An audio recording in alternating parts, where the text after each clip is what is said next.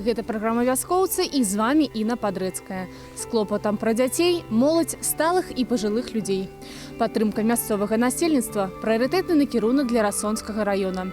У рэгіёне актыўна развіваецца сацыяльная сфера. Робіцца ўсё неабходнае, каб можна было атрымаць якасную адукацыю і медыцынскую дапамогу і ўвогуле жыць у камфорце.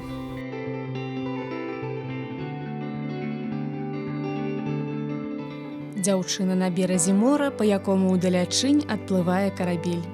З захапленнем 15гадовая Даша разглядае новы набор для вышывання. Ствараць шэдэўры яна будзе сваімі рукамі. Рукадзелле – одно з любимых хобби школьницы. Мне это очень нравится делать, и я уже, наверное, работ 10 точно сделала. Я вышивала пасхального кролика, вышивала ангелочков всяких.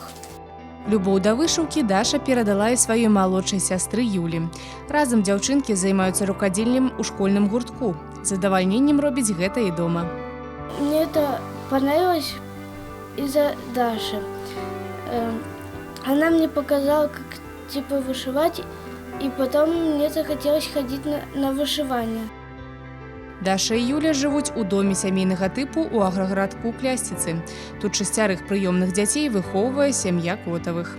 Самому младшему он 2,9, а старшему по 15 уже, 14-15. У каждого своя комната, свое место, как говорится, свои занятия, увлечения свои.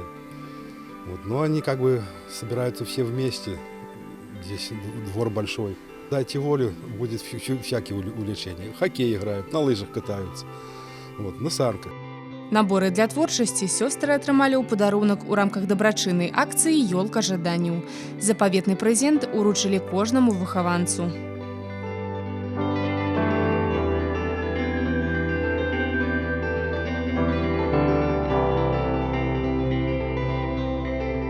Пришло 20 просьб от детей именно из Расона, чтобы оказать им помощь в покупке необходимых подарков. Но мы долго решали, детей много. Организовали с населением наши елки желания. В Клясицах мы были в одной семье, это семья Котовых. Мы видим, что детям уютно, дети воспитываются как в семье. Ну а подарки то, что просили дети. Кто-то велосипед, кто-то планшет, кто-то просил машину игрушечную. И мы уже подумали о других подарках на следующие годы. Прозвучало, что кому-то надо мини-трактор.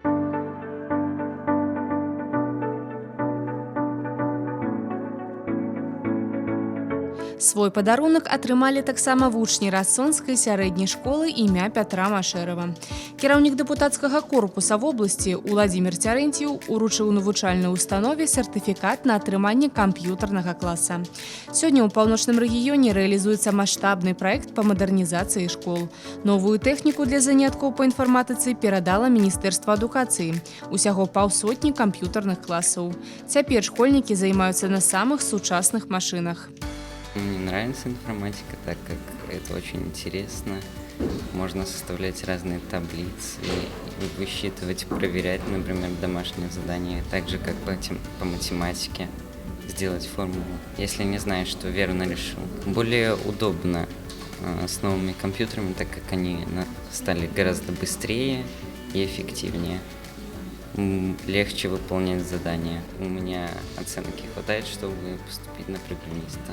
Поэтому, так как мне информатика нравится, тогда я поступлю на программиста. Сёння ў Расонскай школе вучыцца каля 5000 хлопчыкаў і дзяўчынак. Больш за 60 школьнікаў прывозяць на вучобу з вёсак. Навучальная установа лічыцца раённым адукацыйным цэнтрам.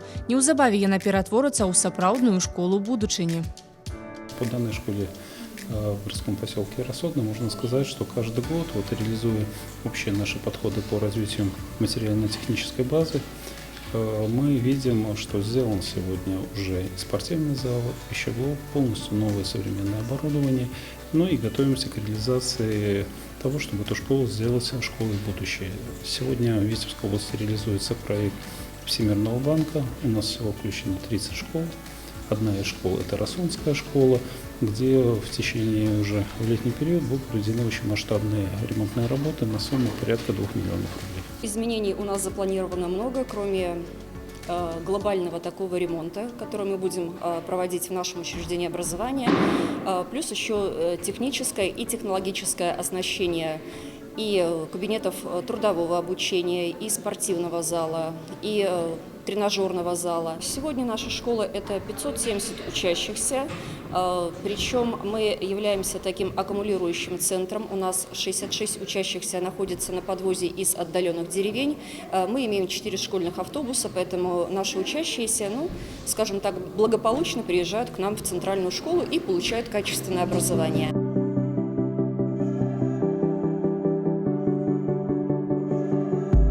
У гарадскім пасёлку прыкметна зменіцца не толькі школа, але і цэнтральная раённая бальніца. За апошнія гады на яе рамонт і мадэрнізацыю накіроўвалася шмат сродкаў, і работы яшчэ працягваюцца.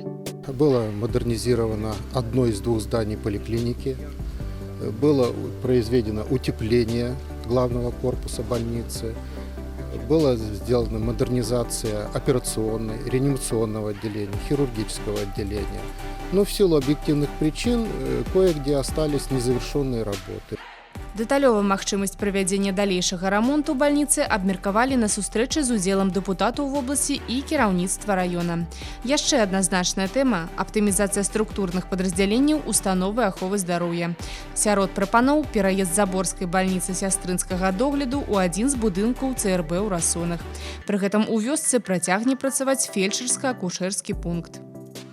Острый вопрос – это система оптимизации. Район маленький, небольшое количество населения, вместе с тем те расстояния, которые сегодня есть между деревнями, сельскими населенными пунктами, не позволяют сегодня где-то, вы знаете, в том объеме качественно бы обеспечить медицинское обслуживание населения, если его оптимизировать. Поэтому сегодня вот обсуждали те аспекты, как нам сделать так, чтобы оптимально оптимизировать по современным условиям нашу сеть, вместе с тем, чтобы обслуживание населения не пострадало.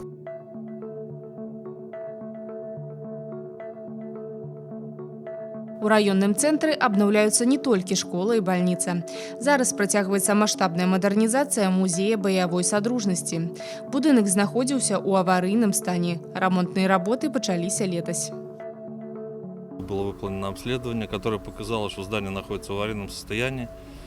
Все перекрытия здания были выполнены на деревянных балках. В свое время здесь протекала кровля, соответственно, балки в свое время провисли, то есть создавалась угроза обрушения. Нужно было срочно переделать все перекрытия, то есть чердачные и междуэтажные. Значит, было по проектному решению сделано, деревянные заменены на железобетонные. Самые сложные виды работ, потому что, к сожалению, несущие стены, все перемычки были тоже не несущие, что создавало угрозу обрушения. Работы будут продолжаться при благоприятных условиях, когда падает зад. На данный момент, у нас остается сделать все внутренние, то есть водопровод, канализацию, отопление, вентиляцию и электроосвещение с электрооборудованием, тепловую модернизацию здания снаружи. Благоустройство, в принципе, те виды работ, которые остались на данный момент.